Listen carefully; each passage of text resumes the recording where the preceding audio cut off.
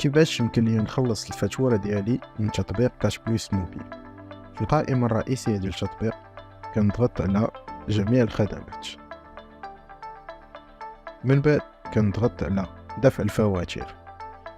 هنا كنختار المفوتير اللي بغيت نخلص، كمثال خدينا اتصالات المغرب، كندخلو رقم الهاتف ورمز فيديليو.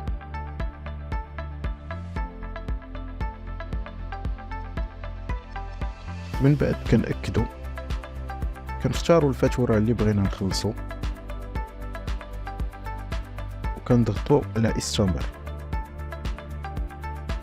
هنايا كنعاودو نحققوا من المعلومات، كنأكدوا العملية، كندخلوا الرقم السري ديالنا، وهكذا كتكون تم أداء الفاتورة بنجاح.